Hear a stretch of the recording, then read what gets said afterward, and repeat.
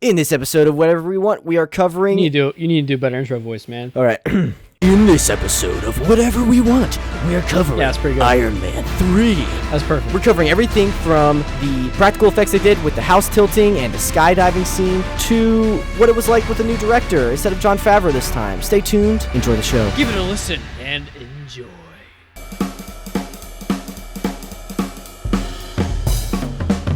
PreBanter! I guess we're starting off with some pre-banter. PreBanter! Yeah, there we go. Welcome back. PreBanter, baby. I want to preface this PreBanter by saying I have no idea what the audio quality, what anything's going to be like. For those who don't know, I moved into state college, living up the college life, but also safely. And so, like, my roommates are around, and I'm not going to ask them to be, like, completely quiet. Like, that'd be so mean. So I just heard, like, a microwave ding. You might hear that, too. I don't really know how sensitive my mic's going to be during all this. If Logan, my roommate, walks in, he'll just be in the podcast, like a special guest appearance. We'll just add him. Yeah. He's seen Iron Man 3, right? Yeah. I mean, he's also seen me watching it the past 3 days and doing all the research from across the room. Yeah. He's knowledgeable. He's good. Exactly. He can give reactions on my reactions. Wow, reactionception. You know, Tony kind of inspired me in a way. You know, I've been wanting to get inside of a helmet of my own for a while. Okay. I'm not sure if I told you this. I asked you about your Oculus a while back. Oh, did you get an Oculus? I did. What type did you get? The wireless one? It's the same model as Oh, the Oculus Rift? Oculus Rift, yeah. I was trying to find one for the cheap. I didn't want to go over like 200, and I found one on Facebook Marketplace. Some guy like in North PA. Oh shoot. Okay. I'm looking under my bed to make sure I still have mine because my parents are like purging a lot of stuff. I just wanted to make sure that wasn't like my Oculus. Does it get rid of my Oculus? I think I can still see mine. I'm good. He was a good bit away. Gotcha. So, all right, this has been a long pre-banter. You ready for the intro? Yes. Hold on, I'm waiting for it. All right, I just heard the microwave. Okay. The microwave ding signifies. You may want us to talk about this or that, but we don't care. We're gonna talk about whatever we want. Blah.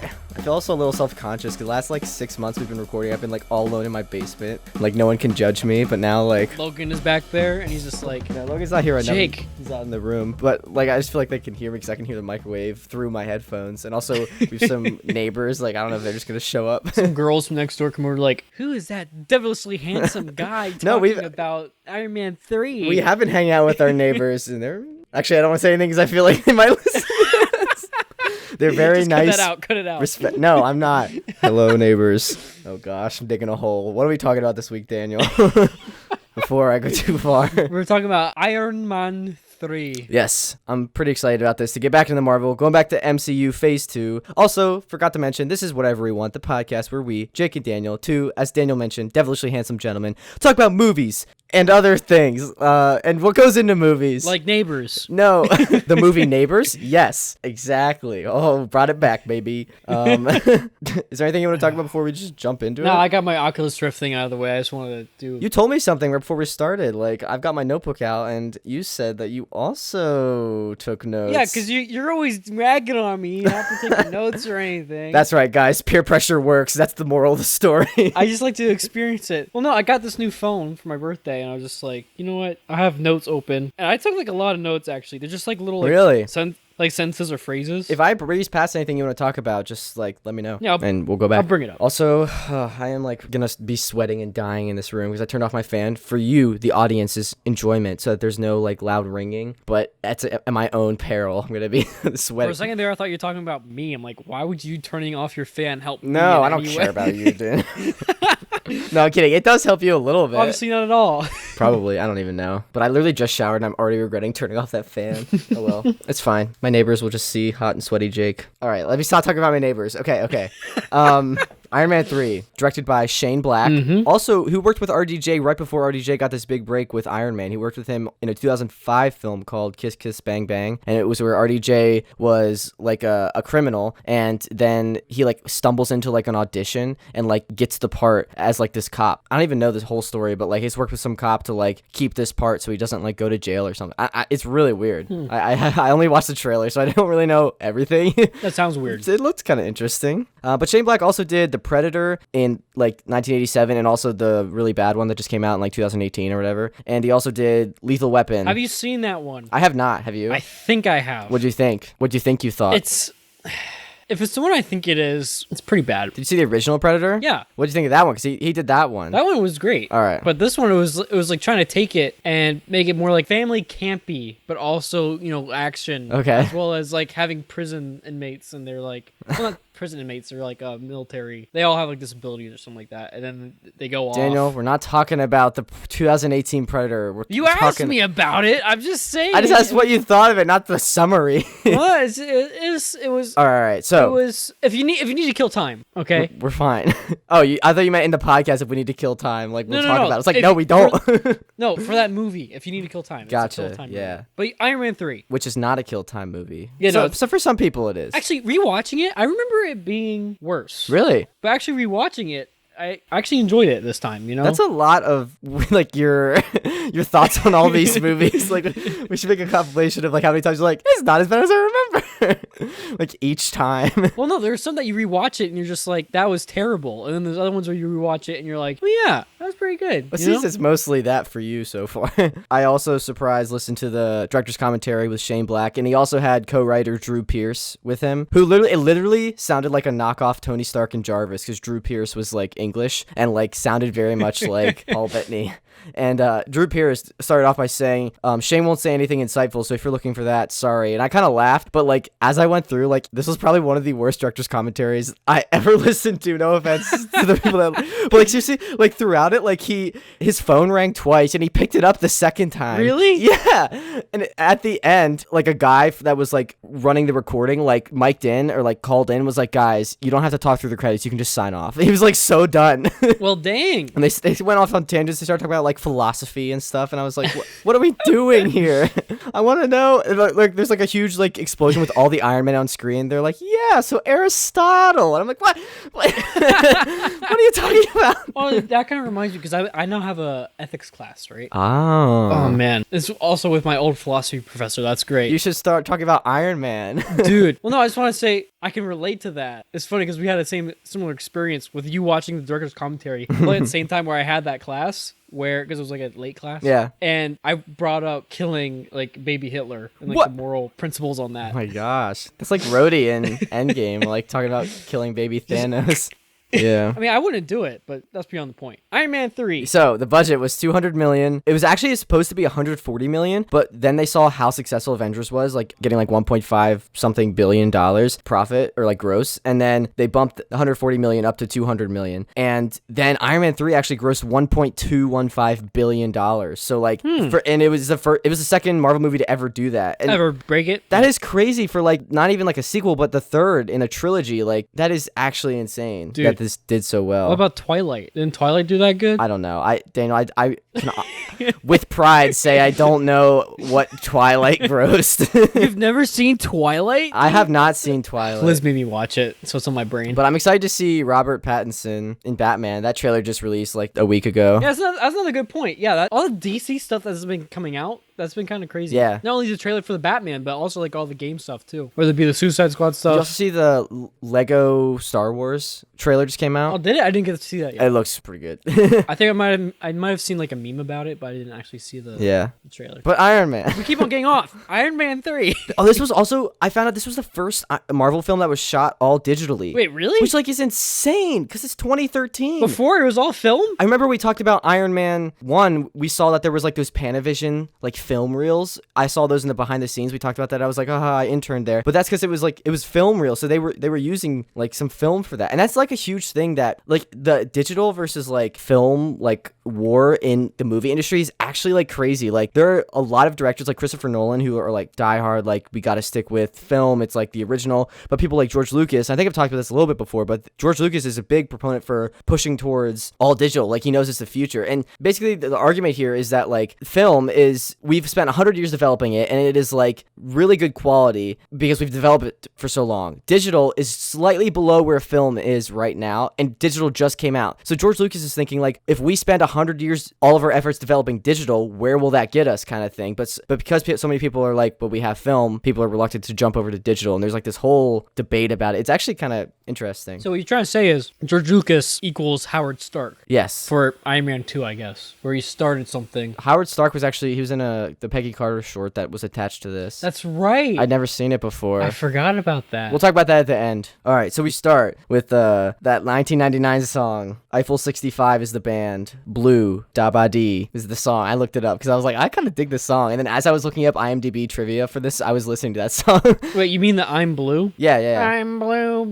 Yeah, that one. Oh, no, before that, probably important to say for when we wrap up, is that it starts off with Tony telling a story, and then you see the suits exploding. Oh, right. That is true. See, I took notes. Yeah, there you go. Oh my gosh, you're being dethroned. There's kind of a parallel that I kind of noticed here where it was like, all right, let's start from the beginning. And it kind of made me think about Spider-Verse for a second. Oh, yeah. Although how it ends up here is different with the end credit scene, but it was still kind of funny. Yeah. Also, what hit me was that this was still being done by Paramount. Well, actually, I looked into this time because I was like, this seems ridiculous. Like, why is there Paramount? And apparently, one of the stipulations of the deal that Disney did with Paramount was their logo still had to be shown at the beginning for so many movies. I don't know how many movies it was, but like, so this was definitely still Disney, but Paramount was just like still kind of like in association with it because of their deal. So, and if you actually see at the end, it says like distributed by Walt Disney. That was kind of their way of saying like, hey, we did this. Yeah. Not Paramount. That was weird though. Yeah. But I guess it makes sense due to like, just property rights, stuff like that. I mean, at that point, it's just advertising instead of it being like claiming, if that makes sense. Yeah, true. Yeah, so we get I'm Blue, and then we go to 1999. There were actually 4 openings shot for this. They didn't know how they were going to start it. Wait, really? Yeah, and I don't know all 4 of them. They didn't know if they were going to start with the flashback, which they ultimately did. But the one they were going to start with young Tony, with Howard Stark kind of like being mean and almost abusive towards her, which I'm kind of glad they didn't. Her? With Howard Stark being abusive towards Tony's mom. Did I not say that? Sorry. Oh, no, you said Tony. There's going to be young Tony, and Sorry, then there's Tony's dad. All right, there's a third character, Tony's mom. And so are we caught up now? We're good. But basically, Tony was going to go try to cheer her up. He found a lightning bug, and he was going to show it to her, but show it to her like he does his Iron Man repulsor in his hand. It was supposed to be some like cool like foreshadowing, like, oh, he's always been Iron Man. Oh my gosh. But they didn't do that. I'm happy that they didn't do that. Yeah, I don't know the other openings. It was really cool seeing RDJ like without the gray in his beard. Like he looked definitely younger. And it's also interesting, I thought, seeing Tony like when he was like a dick pretty much. Like we've heard about it like before his whole Iron Man experience like changed him. Dude, but you're talking too much about Tony. Let's talk about Happy here for a second, okay? You mean Mullet McGee? Yes, dude. Freaking fire. Dude, Jon Favreau is my hero. I've said it before. I'll say it again, but he rocked it. I love that man. Also, I just wanted to note how there was this kid that came up to them while they're at this party, and he sounded just like Tom Holland. Wait, really? Did you notice that? I did not. You didn't notice that in the beginning? No, I was focusing on... like, hey, you're Tony Stark. The mullet was too distracting. Keep up the good work, man. Oh, that's awesome. It was totally not Tom Holland, but he sounded just like him. I was like, wait a second. What? Tom Holland was like probably 15 around this time. Yeah, that's crazy to think about too, 14? Right? It was probably actually right around the time when it was probably like a year after this came out was when he started casting. I mean, technically, if it's 1999, he'd be like 2. Oh, you're right. Well, in the cinematic universe, he wouldn't have been alive yet. But anyways, we'll stop talking about Spider-Man's age. He runs into Yinsen, which I thought was a really, really nice tie back. Oh, yeah! Because Yinsen says in the cave, like, we ran into each other at a party once, and this shows that party kind of thing. They got the same actor back. You're probably too drunk to remember, but he can break down the biological formula. Yeah, seriously. To unlock extremists. Yeah. Got it. Also, speaking of Jon Favreau, like, I was kind of wondering when I saw him, I was like, what was that like for him? Because it was his, like, baby. Iron Man was his baby, and then to kind of take a step back and not be in control, I wondered, like, if there's any tension or anything. I felt bad because in all the interviews that I watched with Shane Black, that was, like, first question everyone asked, and I could probably tell he was probably getting annoyed answering that. But he honestly said, like, he was, like, a good sport, and he said Jon Favreau was, like, super nice and gave a lot of creative, great advice. Yeah. Yeah. And there was a lot of creative input, but he also said he wanted to have Happy in there because Happy so far, and even RDJ commented on this, Happy has kind of just been like a side character, and this film gave him a chance to grow, and Jon Favreau a chance to actually explore the character, really focusing just on Happy, not worrying about 10 million other things like behind the scenes. So we put him in a coma for the whole movie. Yeah, but he's like the heart of the movie, you know? Yeah, no, I get it. You have to have the thing to fight for. Yeah, Jon Favreau said that he felt like a grandfather that like could play with the kid and not like have the responsibility. It's funny because, of course, there's AIM. Like, you see like little tidbits of AIM coming up next. which Right. for people that don't know, AIM is not just in this movie. It's also like a big corporation in Marvel Comics. And it's actually where a lot of the evil science crap comes from the comics. I have a note here, actually. I had AIM, and then I think they might have originally wanted the hijacking of human healing to be a segue into the extremist armor. I'm like, wait a second, they called this extremist later. I totally forgot that's what they called it. I'm just like, oh, yeah, it directly is that reference. Yeah, good job, Daniel. You did it.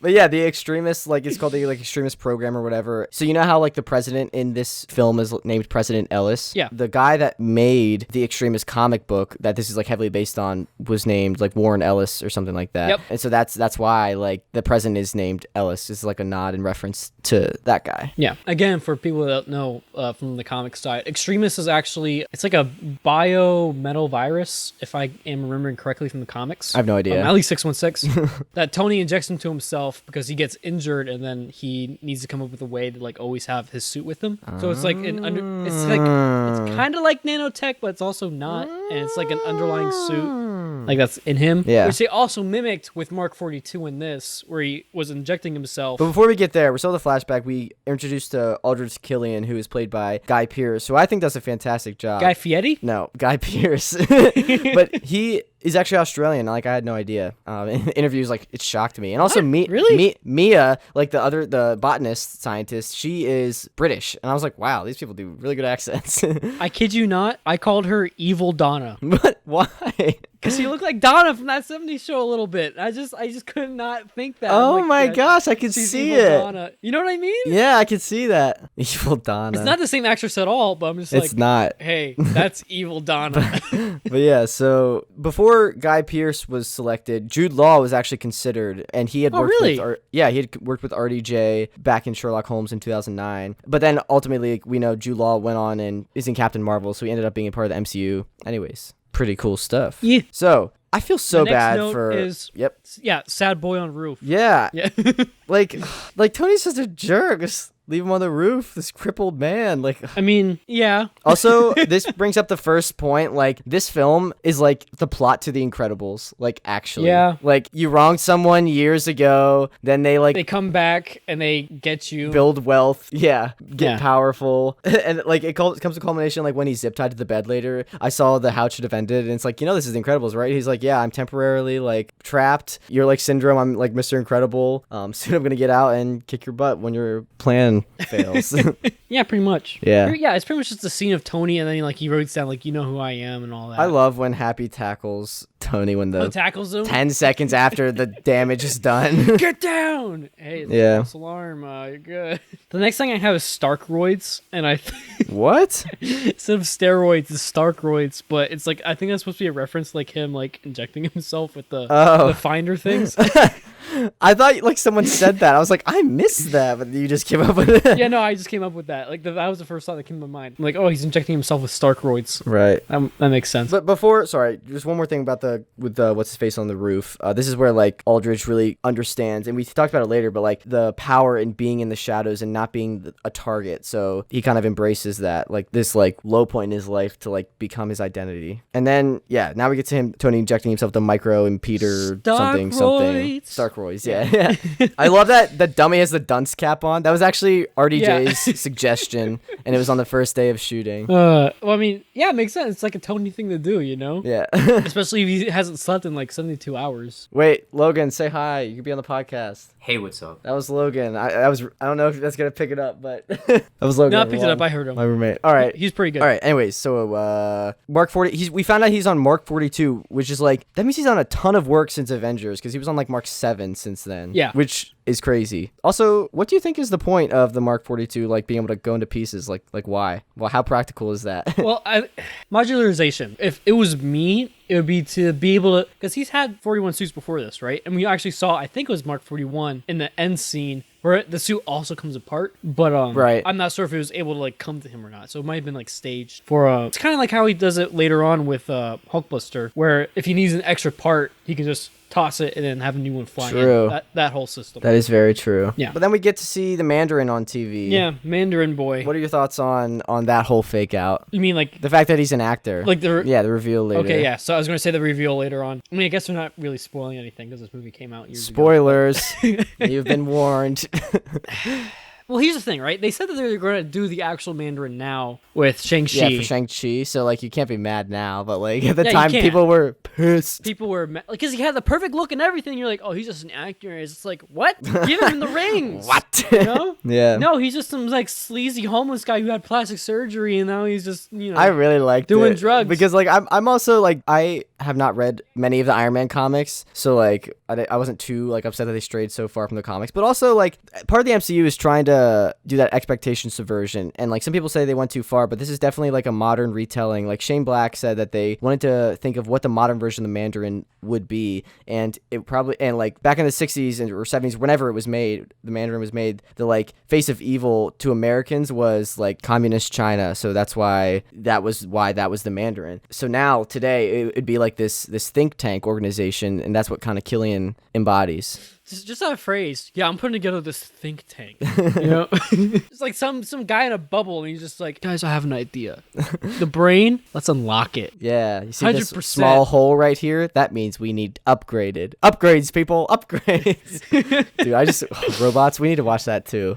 Classic. I mean, you got it for your birthday, yeah, right? You saw it. Liz gave it to me from, yeah. You didn't know that Ewan McGregor and Robin Williams were the main characters. You were like, they're in this? And I was like, they're the two main characters. I haven't watched it since I was a kid, and also I have a thing with voice actors where I do not, if it's like from a like childhood thing, I do not like to know the face associated. I'm sorry then for ruining robots for you. No, that's good because those are good actors, right? Yeah, that's true. But at the time, who voices Cusco from Emperor's New Groove? Oh, David Spade. Oh yeah. I believe he's a really good actor too. He's also really funny. But when she said that, my whole vision, my whole view of Cusco was the llama never looked the same again. No, it didn't. I just saw his face from like Grown Ups or something. I'm just like, no.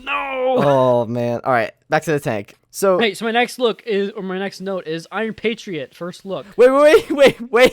We're talking about the Mandarin. Yeah, I was going to say the Mandarin. Yeah. Like those images, like and stuff on screen, are like pretty intense. Like for this PG-13 Marvel movie, like with the dude. There's a lot of murder in this. Yeah, not murder, just killing in general in this movie. Like a lot. They were like Avengers. Okay, we killed like a whole alien army. What's next? Okay, Tony has PTSD and he has to kill a bunch of terrorists. Yeah. All right, but Iron Patriot, go ahead. What were you gonna say? Well, as a response to the Mandarin, we see the first look at Iron Patriot, which is again also how they did in the comics, where he was originally War Machine, and then I forget if it was Civil War or something else, where they changed it to Iron Patriot, which is cool. But of course, War Machine's always better, in my opinion, and also Rhodey's opinion. Yeah, Iron Patriot in the comics is Norman Osborn. Well, it depends on your version. The suit, in a version, and then he like uses the suit to like. Norman becomes Iron Patriot later. I thought get trusted, and then it's evil or something. I don't even know. There's a deleted scene actually where like E Fashion or something. So you catch the tail end of this scene with E Fashion. It's like the blonde chick on TV right before it cuts to the bar. Yeah, me and Texas Roadhouse or wherever they are. Yeah. I guess there wouldn't be that little kid in the bar. It's like a whole scene of literally just them. It's like 6 minutes of them like just bashing on Iron Patriot, and it ends with the blonde chick saying like, "If you wanted to snuff out a terrorist, just send in Kesha with no makeup, and that'll scare him out." And I was like, what? I'm so glad this got cut. Like, what? How did we get to this point? Yeah, that would have been bad. But I also think it was funny how Rhodey responded, like, it tested good in control groups, okay? Still trying to defend it, but, like, at the same time, like, he doesn't want to defend it. Yeah. Also, so when these kids come over, like, next, the young girl is actually the producer's daughter. And then... I feel like I knew that. Oh, really? How'd you know that? I don't know. I just remember. Maybe you told me something like forever ago. No, it's actually not in my notes. Well, I didn't really find out till like 2 days ago. So my next note is girl with Iron Man missile drawing, and then after that it's signs of PTSD, and then after that it's a dolly zoom. Wait, you forgot the kid from A Christmas Story. Oh yeah, A Christmas Story kid. Speaking of like Christmas Story kid, you remember like that guy from in the first Iron Man that like Obadiah screams at, like, Tony Stark made us in a cave. That was him, like the actual guy from Christmas Story. I think we talked about, and he was also an executive producer on Iron Man 1. Cool. Sorry if you I just got an email about the Marvel updates in Fortnite apparently, which kind of correlates to what we're talking about. I guess I don't play Fortnite, but you just gotta put that on record for everyone listening. I'm just like, hey, well, yeah, don't want to tarnish my my reputation.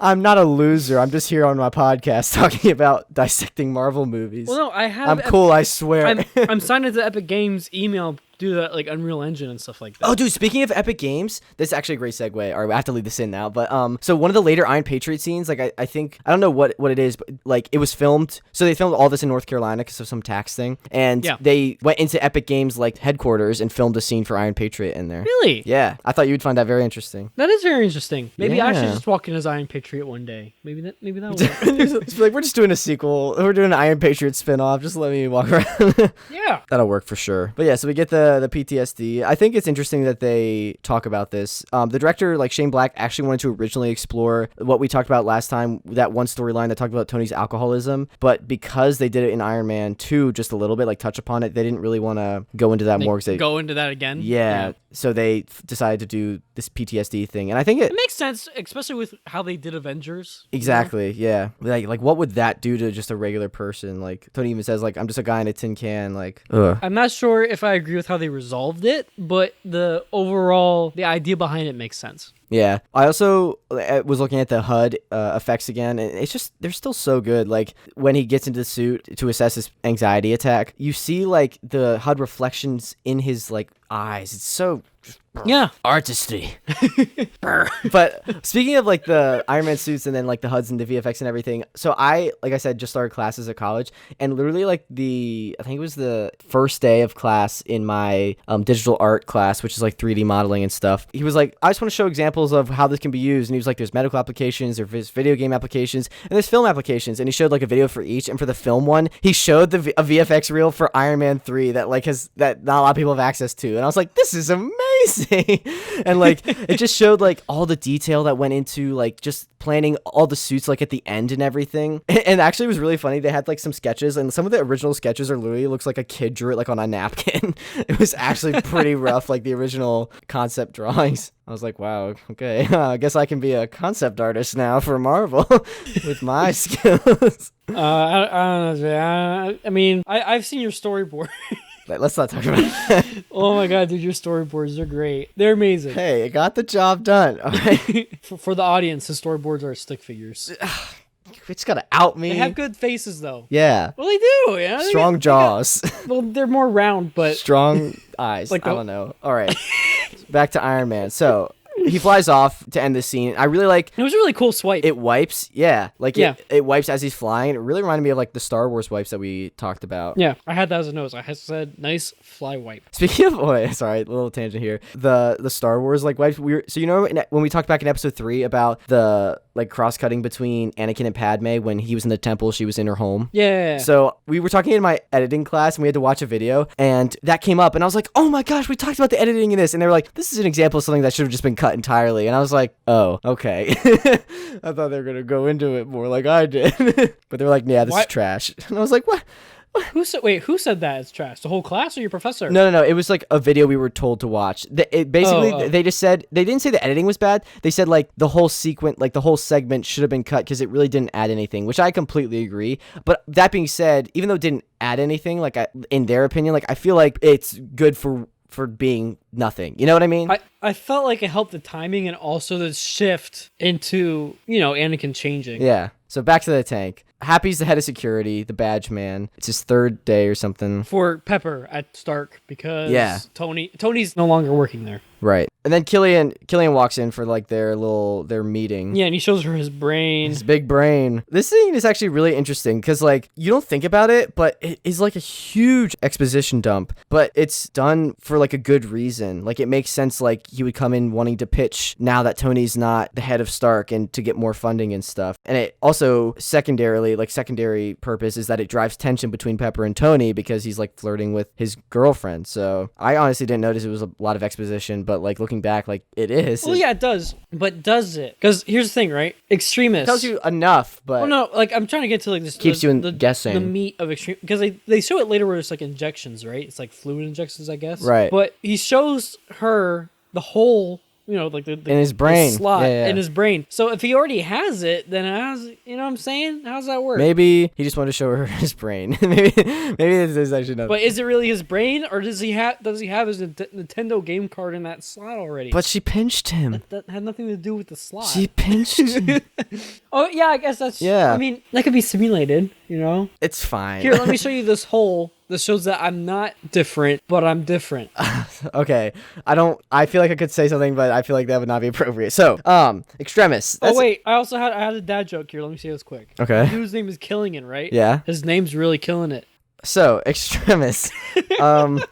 It's like supposed to be this like next step of evolution, and because of that, Shane Black said that they chose and casted very attractive people to like be the subjects, to kind of show that maybe like the people weren't as attractive before, now they're kind of like becoming more attractive to fare better in like the whole natural selection process with mates and everything. Very Hitler of him. They also said that they tried this thing that like, because like everything grows fast, like the fingernails grow fast and like their hair grows fast, but they didn't really like show that much. But there's actually, so when the bald guy, I called him Baldy McOrange because to keep with the themes, another bald bad guy, you know who I'm talking about, that's like looking across at Happy in the lobby. Yeah. So like he actually like has a magazine, and apparently like behind it he like is cutting his fingernails at one point because like they're growing fast. But really, apparently in one shot, that's what he said. It's like really quick, but I believe it. I believe you, Shane Black. All right, sorry, I can't get over the fact that we have another bald villain. Yeah, no, there's a lot. There's a trend. Also, right here, my next note was I was right about Extremis. I just forgot lol. So that was me correcting myself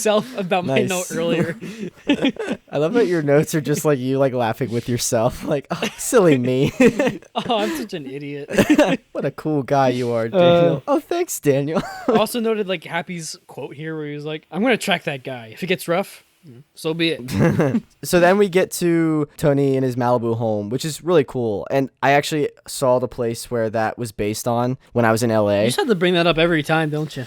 I know, but this time, hey, this is relevant. This time it's actually shown. So he has the giant rabbit outside. All right, what do you think is on the front of the giant rabbit? I'm trying to remember what it looked like. I see a giant rabbit. I remember like the rose-iness of like its cheeks. But like, was it holding a note? It looks like it has boobs. No, it looks like it has boobs on the rabbit. I never even noticed that. Well, hold on, let me look it up. Iron Man 3 rabbit. Iron Man 3 rabbit boobs.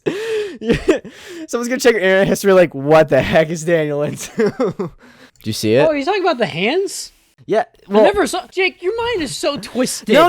It's not just me. Listen. So it's they are supposed to be paws. I'm actually, if you find a scene that's not CG'd yet, like there's no like fingers or whatever on the paws, and like they showed it to a bunch of test audiences and they thought it was like boobs, so they added like the fingers or something to make it look like more like paws instead of boobs. Yeah, I see it. I see in the background where it's just like it's just the form of it. I see what you mean. See? It's not just me. It was test audiences too. So basically the moral I'm trying to say is I would be a great candidate for a test audience for a Marvel movie. Who does make those giant bunnies though? Because that is kind of honestly bad plush design, if I'm being honest. Like why would you put them there? You can have them like off on the side. I love how you tried to like ridicule me for Well, I never saw it like that. And then you said no, listen, the only reason I said it was because when I was watching Iron Man 3 this time, Logan came in to ask me a question or something, and I paused it to like answer, and I looked back and I was like, what the heck? Logan, being the rocket scientist that he is like,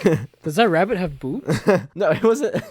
Yeah, sure. And I said, yes it does. But anyways, let's back to the tank, away from rabbit boobs. So Pepper thinks he's on the Mark 15, and this really shows that Tony like does have a serious problem, and he's just distracting himself from like his PTSD and from the event and like kind of processing it by just staying busy, and he's really losing himself in this work. Shane Black actually said, and the writer said, that this movie is really a love triangle between Tony, Pepper, and Tony's suits, and it comes to a culmination in the end when he decides to like blow up the suits, and he and Pepper like can be together like fully without his distractions. So I thought that was very cool, and this kind of sets that up. Neat. I never really thought about it like that though. It makes sense, but at the same time I'm like it's not like it's a love of Tony's to Tinker. Like it's just what he knows. You know what I mean? Right. I get where you're talking about like what you dedicate your time to and your passion, but yeah, I guess that it relates more to his PTSD. So I never really viewed it as like a love triangle, but it's more like attention triangle. I mean, it's really seen in this scene when they're all three like in a room together, like when Pepper finds him downstairs and he was like using the armor, and like there's literally 3 characters in that scene. The armor, Pepper, and then Tony. It also gets super creepy when they go to bed and then he does it in his sleep and it like almost attacks Pepper. Yeah, that was like very horror-esque. They need to do that times 2 for at least the baseline of Multiverse of Madness. Of Mom, yeah. Multiverse of Maddiness? Did I just say that? It's just a bunch of Maddies in alternate dimensions just hanging out. We're here to get you, Doctor Strange. Oh, no. Dude, what if the villain is named Maddie? Are there any Doctor Strange villains named Maddie? Please be the villain for Multiverse of Madness. Maddie, I've come to bargain. Oh my gosh, that doesn't got the same ring to it. Back to the tank. I think right before they go to bed, Tony says like threat is imminent, and he says he's working to protect Pepper and like the world, and that actually really sets up really nicely for Avengers why like he's so motivated and just wants to get Ultron like created even against the other Avengers' better judgment. I mean, it relates to his entire arc when it comes to just him and Thanos, you know, if you really think about it. That's true. They're like, you know, both being cursed with knowledge and all that. It is crazy that this was the last solo Iron Man movie we had, and it was 7 years ago. And we had so many other appearances with him in all these other movies. Yeah, it is crazy to think about. So then we cut to Happy, who's been following Baldy McOrange this whole night, and they're at the Chinese theater, which, I gotta brag again, I was there. You've been to? I think I've been there. I don't even know. It's cool because Robert Downey Jr. like has his hands. Like that's the place where you put your hands, like if you're really famous. Where is the Chinese? It's right across the street from. It's on Hollywood Boulevard where all the stars are, and it's across the street from where Jimmy Kimmel films his show. Is it near the LA Conference Center? I have no idea. I don't know where the conference center is. But anyways, I just thought that was cool that like RDJ now and all the Marvel, like the original 6 and Kevin Feige have their hands like in that one corner. It's in the far right corner. I got to see it. Nice. But this wasn't the real Chinese theater. They, like I said, they were filming in North Carolina, so they recreated it. And they had to make the whole thing? Had no idea that they did that. Like, it's pretty impressive. You know, it looks really good. Yeah. I had a note here. Yeah. Like Happy interacts with the guy. Like Happy blows up. But I didn't know about the Baldy guy. I'm like, so did Baldy just, you know, avoid fights before he like fought with Happy? Because otherwise there would have been like an explosion or like something else going on, or like, you know, people would know that he's different, right? You mean not Baldy, like the other guy that was sitting down? Baldy. No, Baldy doesn't explode. He doesn't explode, but that's not. I messed up what I was saying there. But he heals, right? Oh yeah, so he would just start glowing orange. Exactly. So yeah, so like, what if he just like trips and then like, yeah, someone comes to help him and he just stands up.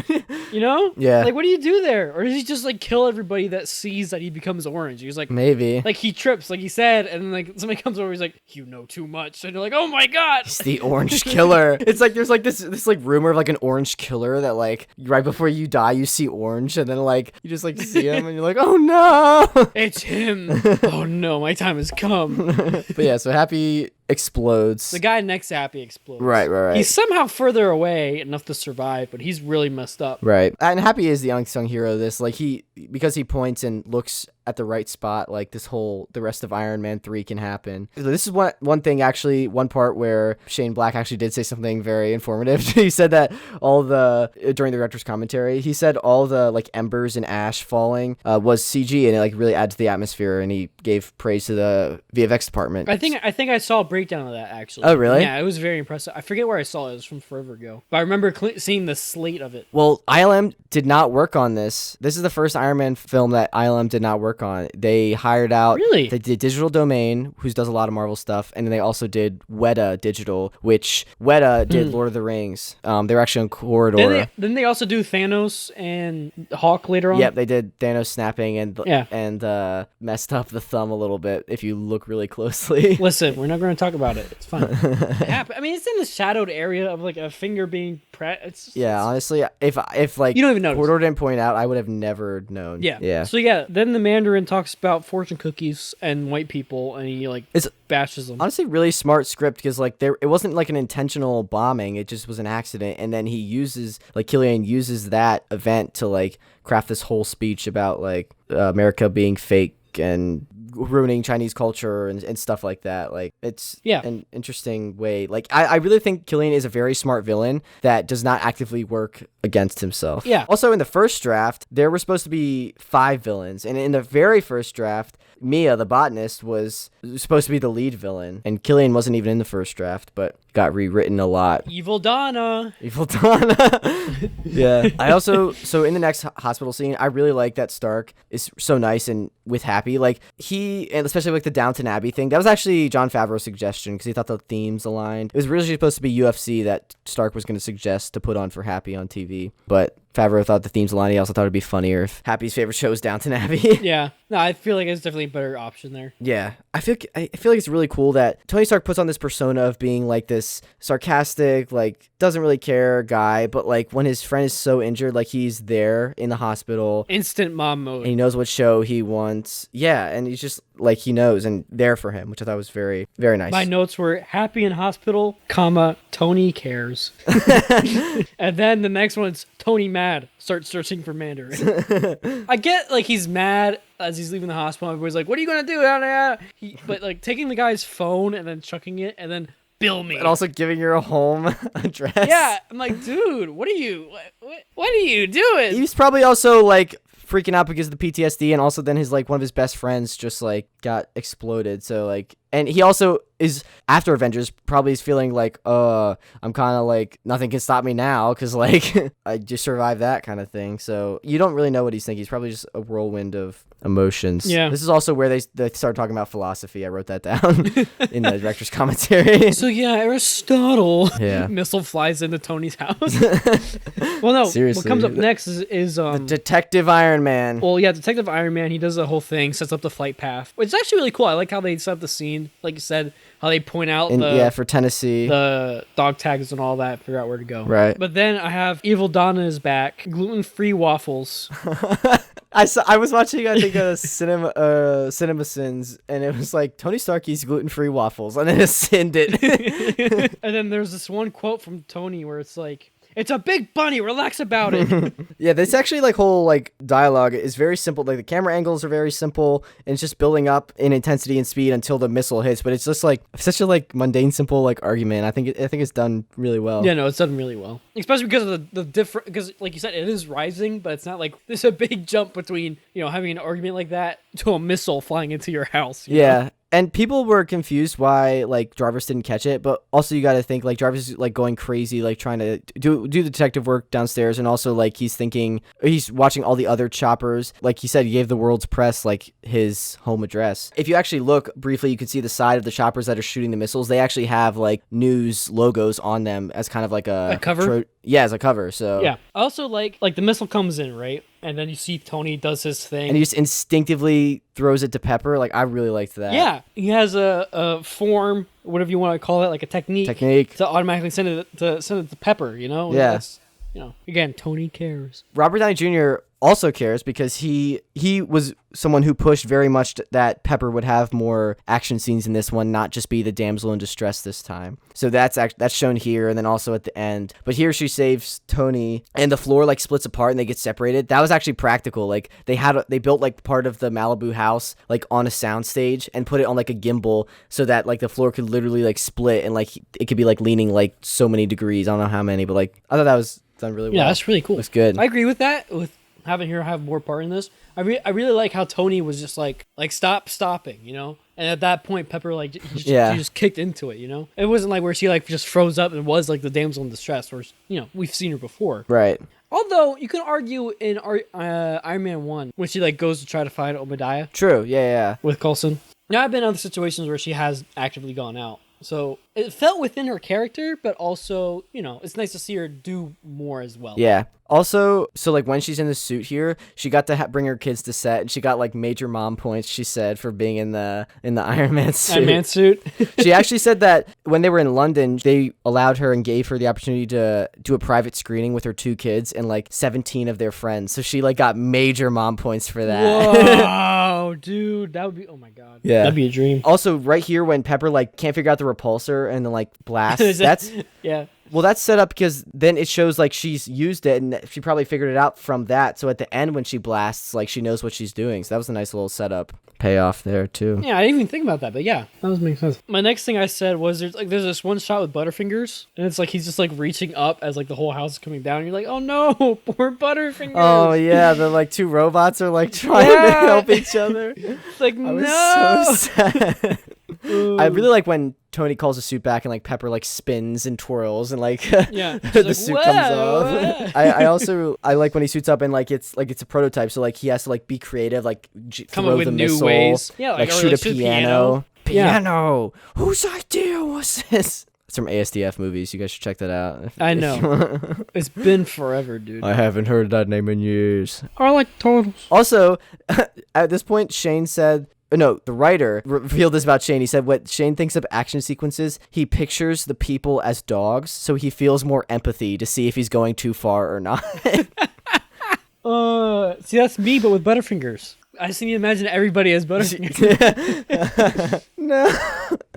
Wow. He said he did that for this scene and also the skydiving scene later. I thought that was a really interesting way to think about that. To think about it? Yeah. Sometimes it's okay to go a little too far. You know, sometimes you need that. I don't know. That's just personal opinion. But yeah, so then you have Orange Bald Boy. Baldy McOrangey. Yeah, he's the last helicopter boy, and then he sends Tony out. He blows up the suits. That was actually practical. Like the shot from the beginning with those like the 3 glass cases with the suits exploding. That was practical. They blew up some suits. Imagine blowing up Iron Man suits.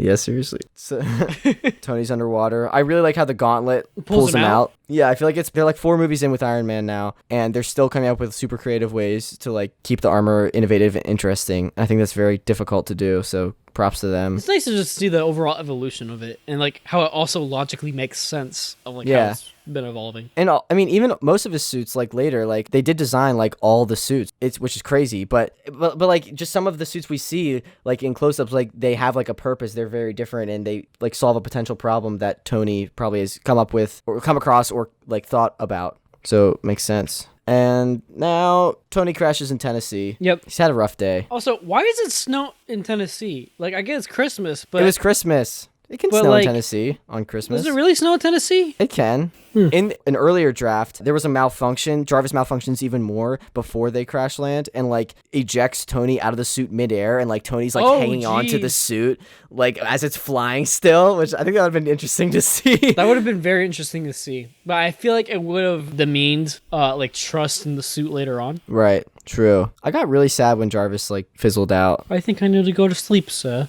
Yeah. And that's like we said, like this is where I think Thor 2 failed, is they didn't strip Thor 1 succeeded because they stripped Thor from his from everything. Thor 2 failed, which we'll get to soon. That might even be next, possibly. I think that is next, isn't it? Oh, dang.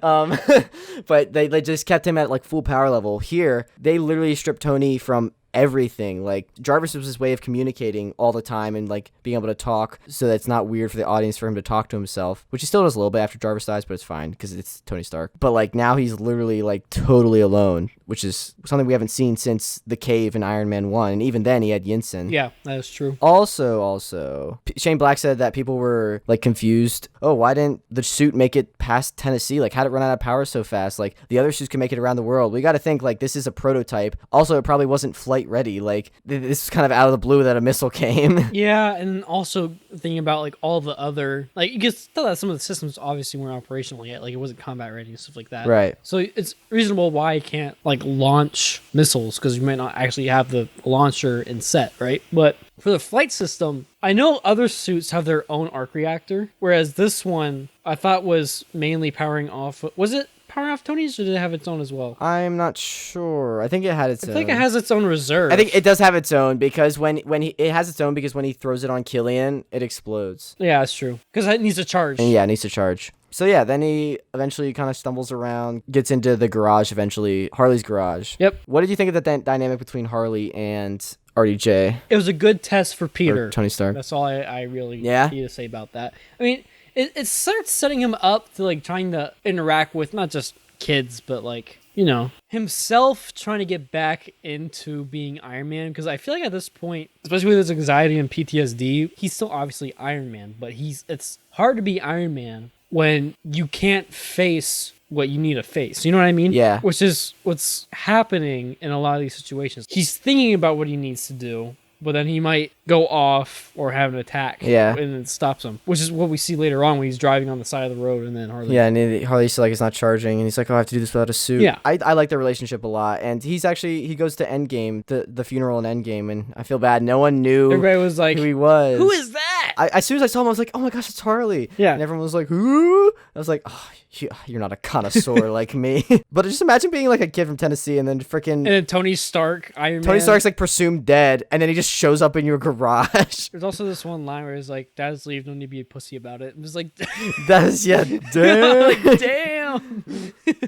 Yeah. But then he also talks about like adding The retroreflective panels Yeah. for stealth. Well, he said, okay, so here's the thing. He says that, right? So you're like, oh, the idea came from Harley. But in actuality, I think the first suit that Tony made that had that was Bones, which is like Mark 30 something. Oh, really? Yeah, it's the one suit that's like all black and there's like there's like the metal accents, I think. Oh. I think it's Bones. That's the first one that has that technology. I don't know. But pretty much Tony already did it. So Harley, you can go, screw off. Well, Harley doesn't know that, so Tony knows that this kid like means business about science and stuff. Yeah, that's true. Yeah. And then, so because of that, he gives him a weapon immediately to use on a bully. Which, if he used that on a bully, pretty much gives him like a flashbang. oh my gosh, that would have been horrible. There was actually, so with his bully, there was like a whole cut sequence where like Harley's bully comes up when Tony's having his first episode, like on the corner, and kicks some snow up into Harley's face. And then later, during the water tower sequence, when the water tower falls down, this bully, his name's EJ, like starts to drown, and Harley actually saves his life. And then Tony, well, actually, he gets him out of the water and he's not breathing. So Tony uses his arc reactor to like defib him. And then he has his arc reactor out for too long. So Tony passes out. And then Harley puts the arc reactor back in Tony and saves Tony too. So it's like this whole like crazy event. That sounds way too complex. Yeah, that's why they cut That's it. way too much. I'm happy that they cut that. It's still like, you can see it's on Disney Plus under the extras. I'll have to look at that. Yeah. I guess we could talk about it later when we actually get to like the fight. We're getting there soon. Yeah. So there's a car scene with it's really short.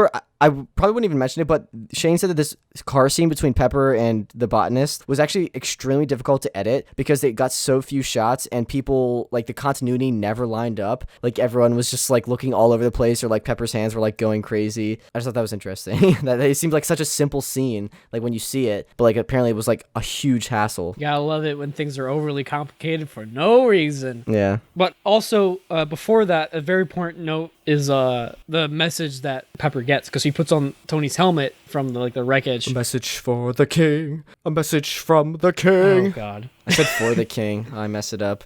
Yeah, you did. Hamilton friends are gonna kill me. So yeah, she knows Tony's alive. So yeah, she gets that message. But evil Donna doesn't know that yet. I feel like it's really tough for Tony when he has his first panic attack, like, because he's like supposed to be like the cool guy. He doesn't think that he would be affected by this, and it's tough for him to admit, which is the first step in overcoming it, kind of healing. And he does admit it, which is what, like, where we find out the narration's coming from at the end in the post-credit scene. He's talking to Bruce Banner about everything. You just okay. Jumped I thought we were gonna wait for that. It's all right. There's actually also the first post-credit scene that doesn't like reveal anything allude else to anything in the future. Yeah. Well, technically, Shawarma also didn't allude to anything in the future. Well, like, but the one before Shawarma was Thanos. Oh yeah, I guess that's true. So that was kind of a big one.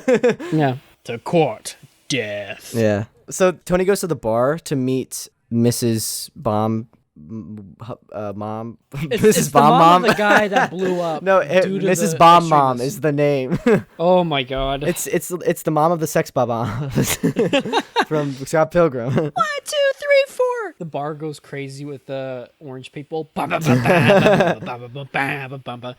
I've actually been listening to that playlist like crazy. Oh really? Yeah. You like it?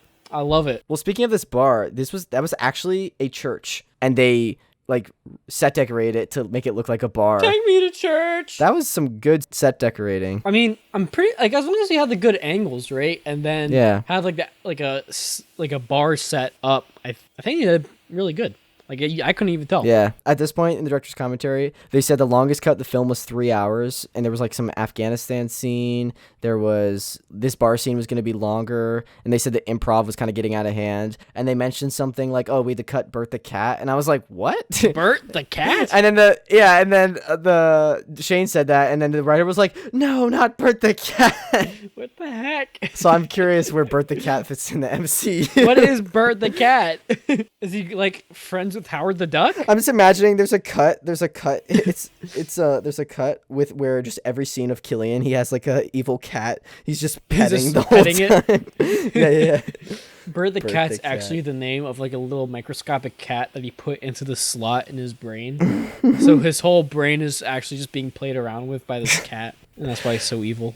So we go to this bar scene, and then the freaking redhead lady, not Pepper, she's like purplish red hair, comes in and causes some trouble. She like punches a hole through the guy, the sheriff. Did you see that? Yeah. Brutal. Like straight through his gut, dude. That's freaking Mortal Kombat stuff. Trying to censor myself there. It's like Mortal Kombat stuff. But yeah, dude, it's freaking crazy. And then she just whips out the gun, and then like it cuts to Tony, and you hear bop bop, and it's just Tony's face is like a meme. It's just like, all right, I'm gonna get out of here. Yeah. Time to head out. And then also Baldy McOrangy's back, and Harley snowballs him. I mean, he kind of did save Tony with that snowball, though. He did. It's really funny seeing the behind the scenes, because it's literally like not Harley throwing the snowball. Obviously, it's like an like middle-aged man just like gently tossing a snowball like right off a frame. Like obviously the actor could see it, but he has to pretend like it was out of nowhere. But it's like coming at him like so slow.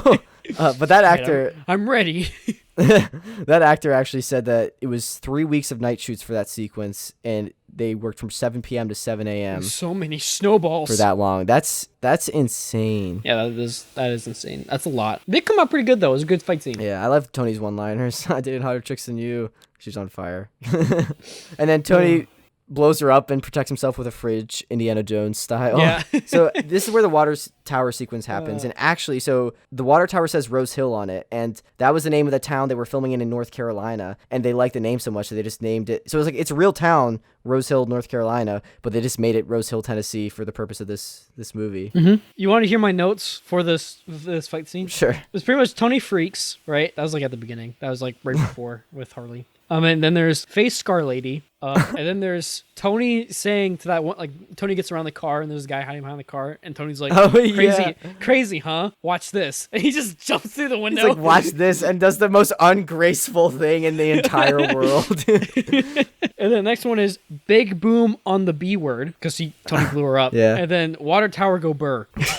Yeah. And then Tony. This is the thing I want to talk about. So this is also the first time we see Tony's like his watch repulsor blast, because he like we see it later in Civil War. You see him messing around with it before it actually he actually does it, like while the villain's like monologuing. But yeah, we see it in Civil War. It's really, that is actually hilarious, the behind the scenes, because like there's nothing on his hand and there's no like epic music playing. So he's just playing with his hand. No, like, but yeah, when he blasts, he literally, in one iteration, I think he, instead of saying like we always cover our asses, he said we always cover the ass, and he goes, we always cover the ass, huh? And then he had to like pause, and then he started laughing. It's on the gag reel. It's pretty funny. We always covered the ass. He used to like look all serious. Oh, I want that like edited. My text notification where it's just like all serious. You get like a very slow zoom. We always cover the ass. And then frickin' Harley like flashbangs the guy. Yeah, he freaking flashbangs him. Tony heads out. I love the guy. I'm cold. I can tell. We're connected.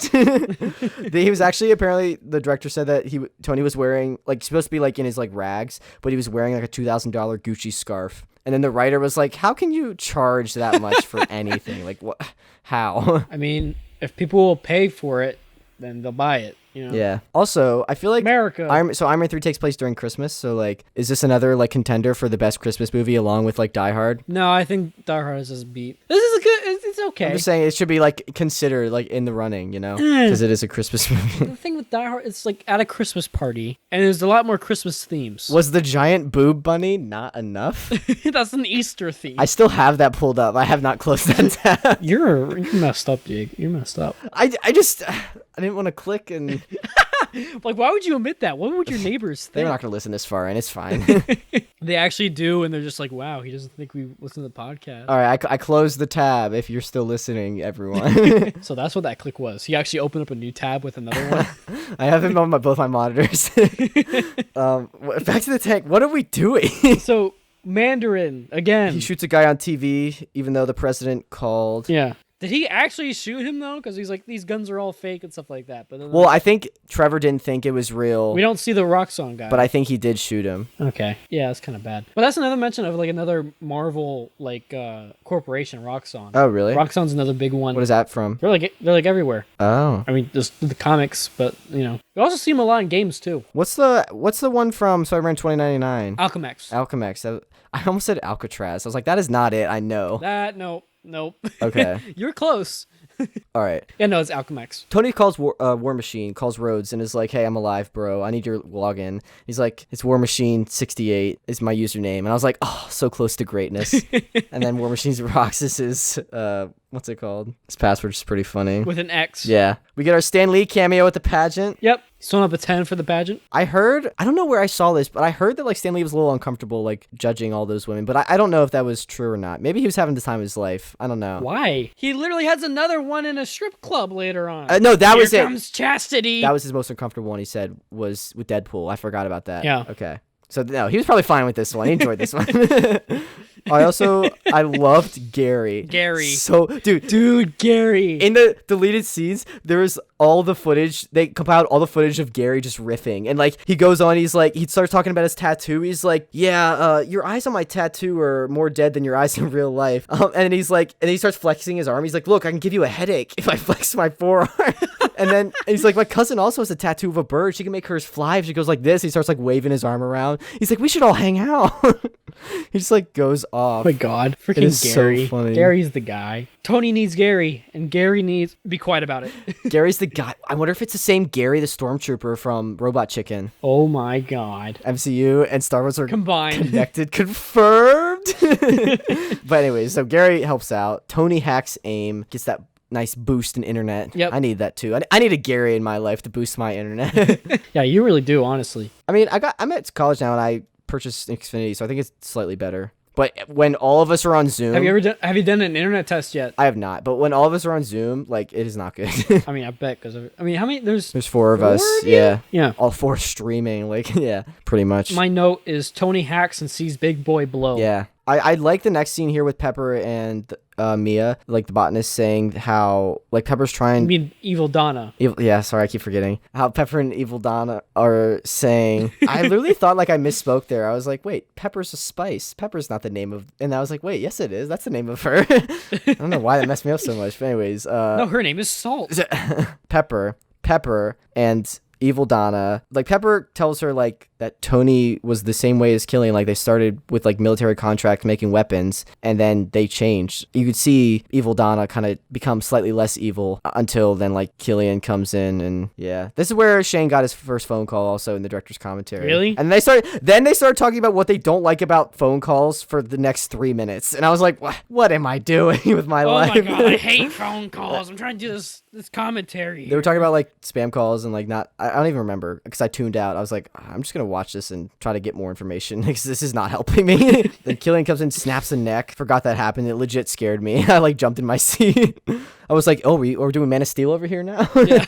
We get another wipe after Pepper's captured, and it's following Iron Patriot flying, which I thought was another cool use of the wipe. And this is when he frees the sewing like ladies and then gets knocked out. Yep, that's Fire Lady captures Rhodey. Yeah. And then this is where we get the scene where Harley talks to Tony about like, right, hey, you fix things, right? You're the mechanic. And I love this next scene. Just build something. PTSD is gone. Well, this next scene, it really starts to show like Tony's beginning to realize like he is not just the suit, like he is Tony Stark, and he is him. He's very capable without it. And just the epic hardware store montage, just him kicking butt. They're very MacGyver. Yeah. He eventually gets to Trevor, who is our Mandarin actor. I love that Trevor like falls asleep mid-conversation. Yeah. And a speedboat and all the drugs. We find out that Killian is the mastermind, and Trevor thinks that this is all a movie and that there's no death happening. Yeah, poor Trevor. I love when he's like, I panicked. All right, so Shane actually commented, the director said that when Baldy McOrangey comes in and like saves Trevor, he's like, why didn't you press a panic button? And Trevor's like, I panicked, but then I handled it. And then he walks off screen. That was intentional. So like, it's like he's walking off stage, like after his performance. I mean, hey, it makes sense. He's done, you know? Yeah. He handled it. We get to Tony zip tied to a bed frame. Yep. And Killian walks in and he starts monologuing. Like The Incredibles. He's talking about Switzerland. Hold on. What is... Before we get... what's Rudy Shooty Bitch? What? Was there a Rudy... I have a note here saying Rudy Shooty Bitch. Are you talking about the girl in bed, maybe? Yes! Wait, really? Yes. Yeah, where she's like half drunk. When she's like trying to warn him. Yeah, and she's like all sleep, like, you know, like all drugged out, whatever. She's like, hey. That was actually, the directors did comment on this. They said that was one of Shane's like contacts that he got hired. And the writer said that the writer was hilarious during this for the parts they weren't like talking about like phone calls and Aristotle. philosophy. And he said that like, if there's someone in the film that looks like really elegant, really beautiful woman, it's Shane's contact. If someone that looks really dorky like Gary, it was my contact. I was like, oh, poor Gary. But yeah, so Pepper is revealed to have started going through the treatment. Not by choice, because they're forcing it into her. Right. Mia tries to bargain for her own life, and Killian just started blasting. Shoots her. And then the door of the Explorer watch goes off after Killian leaves and is like working on the Iron Patriot suit. I feel like the most unrealistic thing in this whole thing is that henchman knows the distance between Miami and Tennessee in like a split second, that it's 832 miles. Not only that, the speed in which his suit got to him. Yeah, I saw someone did the math. It's like 22,000 miles per hour or something like that. I'm like, so you're like at Mach, well, what is that? What Mach is that? Like Mach 20? I don't even know. But how did the like gauntlet and the boot get out? If like we see Harley unlock it through a window. Oh, I looked at the windows we could see and they weren't broken, unless it like went out the back window for some reason away from. Is there like a chimney in the garage? Why wouldn't all of them go out there? Jarvis is just slacking. He's like, I want to give this guy a challenge. Tony, you need to do more. Yeah. Killian starts to breathe fire. Yeah. Which was, he doesn't use that power again, which probably would have been beneficial. Yeah, a couple spots. I made a joke here about like the Dragon of the West. Oh my gosh. Killian is Iroh confirmed. More of a demonstration. I hope not. Jeez. I really loved the part where Tony's counting like 5, 4, 3, any second now, 2, like waiting for his like suit to come. There's again in the like lead scenes in the Disney Plus extras, you can see all of the footage of him counting how many takes it got, and it's like 5 minutes of just him counting like different ways. He's like, at one point he's like, tres, dos, uno. Nope, okay. And then at one point he goes 5, 4, 3, 2, 1, run. It's just really funny seeing RDJ just like go off. I like how at the end there he started getting to like, he started kind of backwards, or I guess forward. He was like, okay, 3, 4. Yeah. Wait. Yeah. And then we get the freaking epic Iron Man music as Tony goes off. Yeah. I really like how the physics work, like him balancing with his one gauntlet and one boot. Kind of like he's off balance. Yeah, like him. It's like a off axis, but he's still able to have some control. Mm-hmm. He's also like still spinning in some cases, but he also uses that to like get around the room. Also, you know the guy that's like on that holds his hands up. He's like, honestly, I hate working here. They're so weird. That was RDJ's like martial arts trainer for the film. Oh, really? Yeah. So it was nice he got a little line. So Rhodey escapes. The Iron Patriot suit flies off without him, though. And then Rhodey and Iron Man reunite, and they go to talk to Trevor to figure out what's happening. And we pass Rudy Shooty again. You don't really... She's just like in the background, I think. Right? I don't know. I was not paying attention to her. There's some girls there, you know. There's the guys, you know, the guard guys, and they take them out. Just guys being dudes. Yeah, just guys being dude. I love how, like, when they interrogate Trevor, he, like, screams as, like, he has a gun pointed right in his face about the soccer match. Yeah. That was actually hilarious. But anyways, after that... I'm about to blow this guy's head off. We get to the Air Force One part. Well, they steal a speedboat. Yeah, they steal a speedboat. We get to Air Force One. The vice president is in on it, we find out. Yeah, because his daughter is... They call to warn him. Yeah, his daughter doesn't have a... crippled leg, yeah. So, vice president equals bad. There's a deleted scene with the Iron Patriot on the Air Force One where, like, a fanboy's coming up to him and, like, trying to talk to him because he thinks he's Rhodes. He's like, oh, were you, like, on this mission? Did you fly on this mission? And he keeps, like, bugging him. And obviously it's not Rhodey, so he can't say anything. So eventually he's, like, trying to pretend like he's reading a magazine, but then he just, like, is fed up and he, like, points. He's like, is that Thor? And then he looks and he just elbows him in the face with the metal suit. Jeez. Yeah, it's pretty violent. Not very covert either. Sure. Yeah. So Tony starts to fly up to catch up to him. The president flies off in the Iron Patriot suit. Yep. And then the explosion goes off, and he fights Baldy McOrange. Baldy McOrange, he dies. Yeah. It was a really nice Unibeam kill, honestly, here. And then my next note was, there's a lot of killing in this. Yeah. I'm not gonna lie. Actually, he wasn't supposed to die here. Apparently, in one of the original drafts, Killian was supposed to die when the Iron Man suit exploded on him, and then the guy that's supposed to emerge out of the flames was supposed to be Baldy McOrange, and that was going to be the final battle that Pepper killed him, but they changed it to be the Mandarin, like Killian, which I'm very glad they did. Yeah, I feel like they redeemed, like, not fully, obviously, but at least a little bit there. Yeah. All right, so then we get to this skydiving sequence. They did this practically. What? Okay, hear me out. So they took the whole, like, the actual president's cabinet, and they got actors, obviously, that they got people that skydove for a living. They did 7 jumps a day for 1 week for filming. Why did you make it past tense? They could still be skydiving. They dive for a living. I don't know. Okay. You say it like they died at the end of They didn't. They skydove their last dive. They did 7 jumps a day for 1 week for filming, and they planned for like months in advance to make sure they could do it. And what they did, they had the one guy have like a giant camera on his helmet. They had another guy with Iron Man tracking stuff, and then they like would practice the techniques to like do the things. And what was fake though was they like did it out of an actual plane, but they replaced some of the background to make it look more like Florida because they were doing it in a different spot. Yeah, it was crazy though. Like it was a great combination of like CG and the practical though, because like obviously for Iron Man, like when Iron Man was like interacting with like people, like when the first lady like hugs him to like hold on to him, it was so tough to track Iron Man because like the camera's literally like in free fall, like it's so shaky. So like they had to do like a digi-double arm, just the arm was CG, but it looks really good. You need to have chickens. Yeah. For people that don't know, chickens have like a natural like locking. Right. Yeah. With their head. So if you people have actually done this where they put cameras on top of chickens' heads, and if you like if you're holding like a chicken's body and you like rotate it around, they'll just keep their head looking at the same thing. So imagine that skydiving with a chicken. Yep.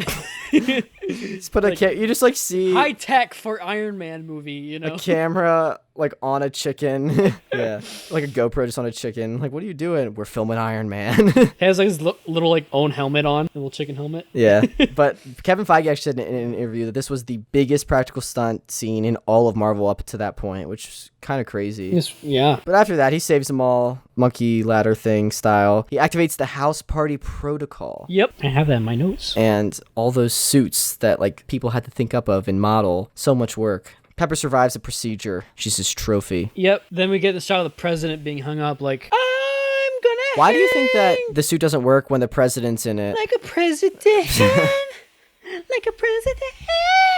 That was impressive. That's all I gotta say about that. Thank you. If anyone wants to sign Daniel for me with like my dry ass throat. Why do you think the suit didn't work for the president and worked for Rhodes? Wait, maybe he didn't know. Maybe he didn't know the password was War Machine Rocks. Yeah, that could have been it. All right. Or maybe the president. Maybe they somehow disabled it for whenever the president got into it. I don't know. Maybe, and Rhodey knew how to like hack it or something. Yeah. I also like that when Rhodey and Tony infiltrate the boat here at the beginning of the third act, this kind of like expands on their relationship because in Iron Man 1, it was a different actor. In Iron Man 2, they were kind of at each other's throats when like Rhodey stole the suit and Tony was kind of being a dick while he was dying. But now we really get to see like, yeah, they're friends. And it also shows here like Rhodey's like, do you have your gun up? And Tony doesn't. He's like, yep. But it shows that like Tony doesn't actually have any combat or like professional military training, even though he's like such a good fighter and like a superhero, but he's just like really smart and like but doesn't have that training still. So I thought that was very good attention to detail. Yeah, like you can't hit a ball from this distance. And he does. Rhodey literally in half a second. Oh. And then backup arrives. Freaking Jarvis, another unsung hero of this third act, coordinating all the suits. Jarvis is amazing. I mean, not only when it comes to coordinating the suits, like which suit to like go on Tony itself, right? But like also to like which ones to fly around to like give him cover as well. I mean, that's a lot to freaking do. I feel bad for poor Igor. He flies all this way to battle, and then just becomes like a prop, something to steady the table. I mean, that is what he's designed for, though. I mean, yeah, you know, so you can't really be mad. I mean, if I was Igor, I'd be pretty okay with that, you know. Ooh, also at this point, RDJ, like they just stopped production for like 5 weeks because Robert Downey Jr. when he was jumping off of one of the, when he like jumps between two like railings. Yeah, railings. Not the one when the like suit gets knocked out of it, but just when he's jumping just between when he like broke his ankle there. Really? Yeah. There's actually a shot later that like I think they had to cut around a lot. The fight between Killian and Tony at the very beginning, when they're like on the balcony, he like slides under him. They had to cut around Tony a lot because like he was like limping a lot. But they just stopped production for 5.5 weeks because of that. And also Robert Downey Jr.'s wife just had a kid. I accidentally broke my ankle. Not like I'm trying to get leave so I can see my kid. No, he did.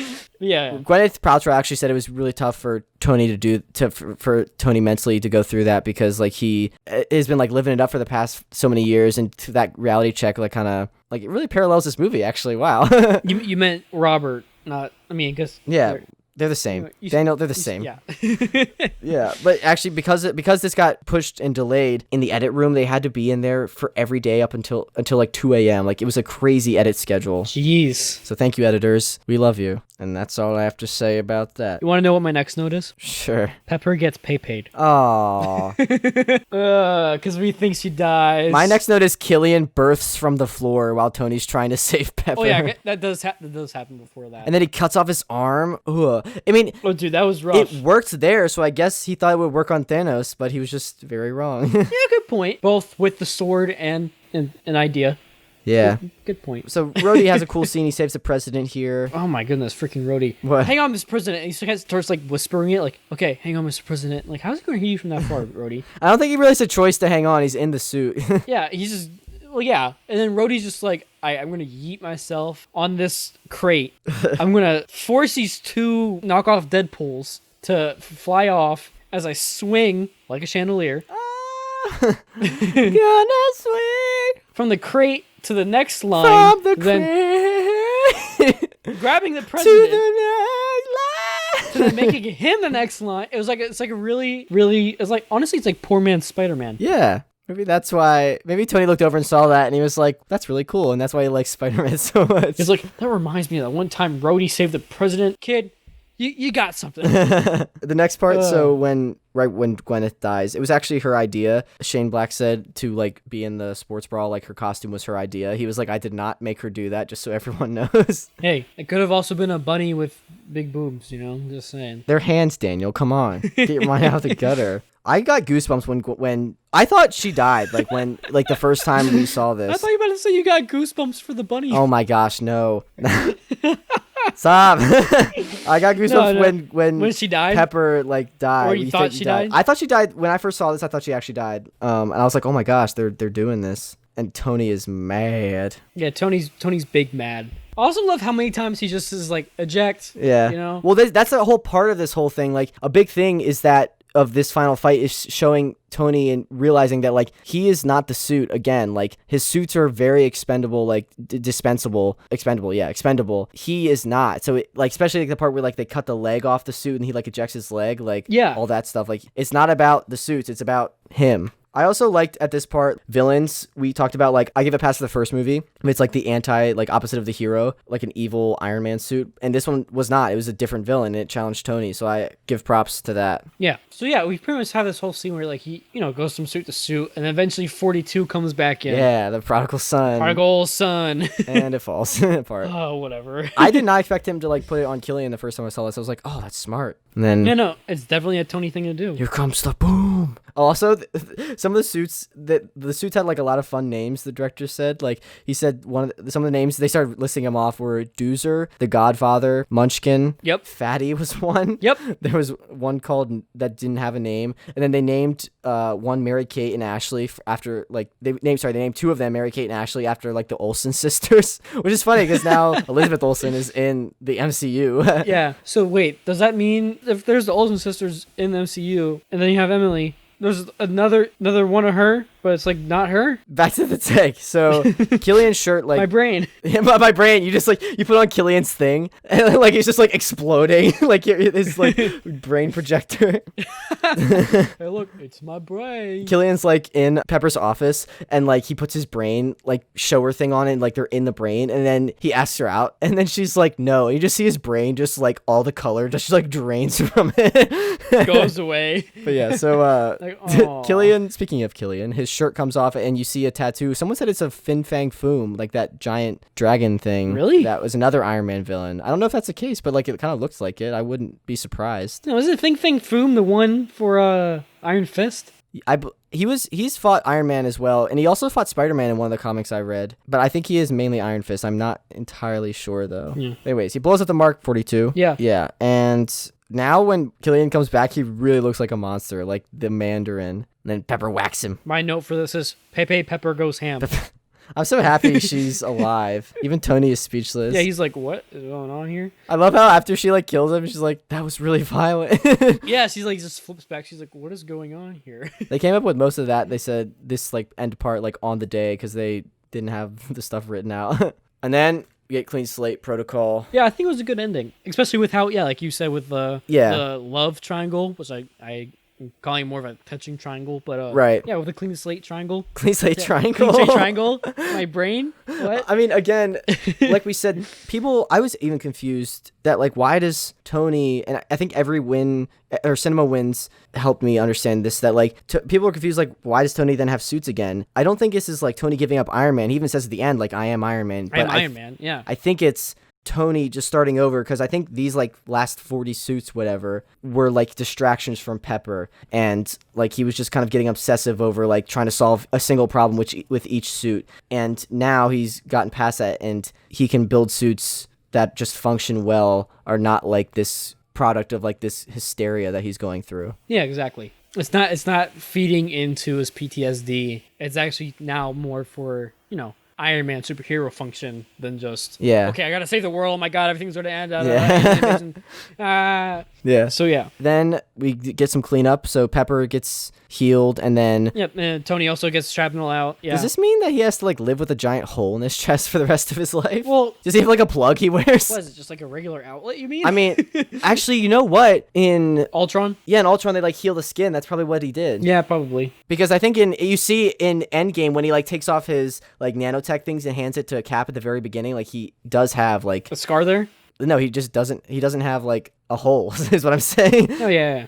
Also, the necklace he gives to Pepper is made out of the shrapnel from his chest. I thought that was kind of cool. It's like literally giving him his heart, or giving her his heart. Proof that Tony Stark has a heart. Whoa! And then we also get Happy Wake Up. Yeah, Happy Wake Up. And then instantly wants to bone the nurse. Yes, good old Happy. Happy's being happy, man. I also like that Harley gets a garage upgrade, but it also means that Tony like broke into his garage, unless he like got his mom's permission or something. I mean, he also knows he doesn't have a dad. True. And that his best defense is a potato gun, so it's not like he's really scared or anything. Plus, he's Iron Man. Well, now he's that Flash thing. What if Tony Stark gets flashed by his own weapon? I feel like he has countermeasures for that. Probably. I don't know. He's like special contacts or something. Yeah. And then Tony litters and throws the reactor into the ocean. Which is kind of dumb if you think about it, because like I'm pretty sure that thing's designed to be waterproof, considering it was inside your body, right? Yeah. So it's never gonna degrade. So yeah. So if someone could just fish that up and like make another Whiplash or something. Yeah. Exactly. What the?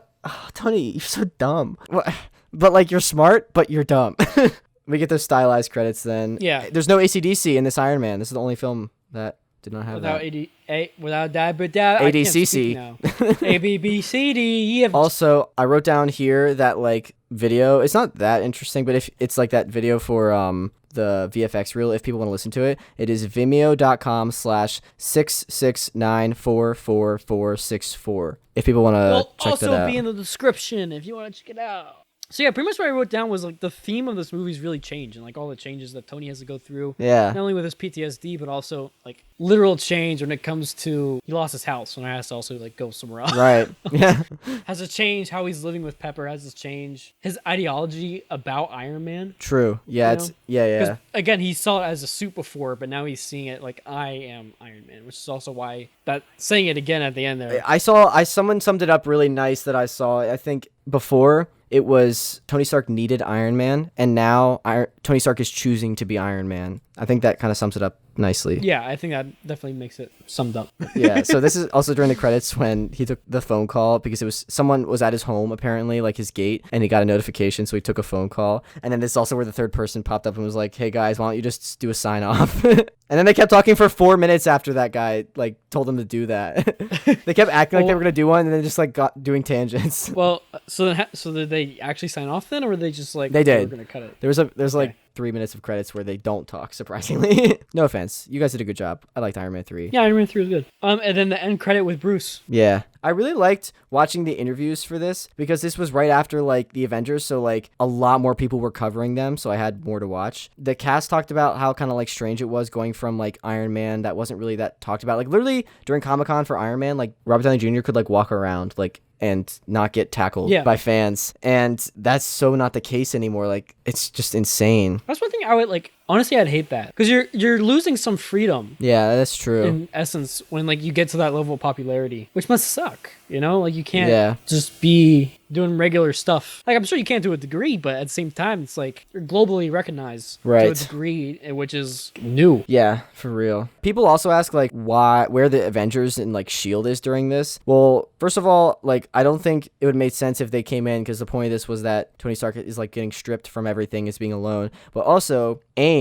is military funded, so like they're probably not looking at AIM as like a potential threat, like spot for that is patient zero for like this terrorist. Like that's where the terrorist is getting like his funds from and everything. Yeah, exactly. Because they think AIM is making weapons for them. There's also the Agent Carter one-off that's on Disney Plus. If anyone wants to watch that, I highly recommend it. Spoilers for that, you've been warned. But basically, Agent Carter is a year after Cap like died didn't die. She thinks he died. Quote unquote. Yeah. Capsicle. And she's like given like a bunch of like menial work and not being sent on missions. Like a woman in a man's world. Like it's very, I feel bad for her. Mm-hmm. And then one night she's there working late to finish all of the things she's been tasked with, and she gets a call and she like goes on a mission alone and like kicks butt, like gets the bad guy that the other agents couldn't get, and then she gets told off the next day. But then Howard Stark calls and is like, "Hey, we want Peggy to start SHIELD. I want you to tell her."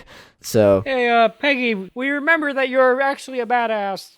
Can you come in? The funniest thing at the end, so Howard's calling from like a pool at his mansion. In the post credits, he's with Dum Dum. You remember Dum Dum, the guy with the mustache and the bowler hat? Yeah. He's like oogling over something, and you're like, what? And he's like just staring, and then it stays on him. Like you don't for a while. You don't see what he's looking at for a while. But isn't it just beer? No, Howard's like, they're called bikinis. They're French. Because that was just invented. I thought that was funny. But yeah, I haven't seen that show in a while. I remember bits and pieces of it, but yeah, I remember it being good. That is Iron Man 3. What else did you want to talk about from that? I think it, for Tony's trilogy, it wrapped his movies up pretty good, you know? Yeah. I don't think it's the best Marvel movie, but it's not the worst by any means. No, not at all. Actually, looking back towards the second one, I feel like they handled Tony worse in the second one because they reverted him back to, right, like, more selfish, and like more playboy. This one they didn't. Yeah, this one was more in line with how they pushed him to be like in adventure and like later on. Yeah. And I like that, especially what you were saying before, where like what you were saying with the villain, with how it wasn't just a clone, how they changed it up. So you're not only getting a different type of Tony that we have seen evolved from the first movie, it's a Tony that also now has to face these new problems, which is good. Right. That's true. All right. That is all I had for Iron Man 3. Oh, fudge. ARoSW? I was gonna say, are you gonna do that? You're gonna not? Sound clip. Did you ever see Return of the Jedi? All right. You're so sad about it now. You're like, oh man, I gotta put in the ARoSW. I forgot. All right. So, are you ready for the outro? Patron shoutouts? Oh yeah. What the fudge? All right, Patron shoutouts. Cue the Star Wars music. Boosh. We got Patron Lori, Patron Frank, Patron Tony, Patron Rick, Tony. Thank you all. If you want to be a patron, our links in the description. You get episodes early, you get shoutouts if you pledge the tier, and you get schedules of our upcoming episodes, and you get to vote on what we cover in the breaks, like the last two we just did. You get to have a voice and impact what we're going to cover, what movies, and you get to learn about and stuff. So feel free to check that out. Yeah. Are you ready for review shoutouts? I mean, I just want to say quickly, I was going to make a joke about Tony and Tony Stark, but I know it's your grandma, so... Tony Ridinger. All right. That's from The Incredibles, because Iron Man 3 is Incredibles. Oh, yeah. Yeah. All right, ready for review? What is it? Leave us a review and we'll like you. Da-da-da. Yeah. Leave us a review and we'll like you. Da-da-da. I don't remember that. Did we ever formalize that jingle? I don't Nope. think we did. This is one we did though. We may wait. No, I was about to say the intro. Go into the outro. I was about to go into the intro again. I didn't even finish. Wait, Oh my god. We just start over. So this is Iron Man. So Iron Man 3. So this is from Jess Snyder, a friend I used to work with. She said, "This podcast is really entertaining while I sit at work. Thank you." Again, I think we have like 1 or 2 more reviews to read, and after that we're out. So leave reviews, and we'll like you, like the thing says, and we'll read them out. Yeah. I'll give you a thumbs up on something. Again, don't know what life's going to be like with college and everything, and trying to be safe, and so I'm going to try to keep putting these out. I really want to. If you want these to keep coming out while we're at college and stuff, like, let me know. Follow Instagram, all that jazz, Patron. You can use our Audible link and stuff, and that will tell me that you want to see more. Share it with a friend. That really does help. Please. Please, please, please. Do it. If you don't do anything I just said, please share it with one friend. Honestly, that would mean the world to me. Us. All right. You ready, Daniel, for the outro? Take us home. Yes, I am. We just talked about whatever we wanted to talk about, and now we're done. All right. Thank you so much for listening. Yeah, we'll see you next time. As always, tune in and see you guys next time. Peace.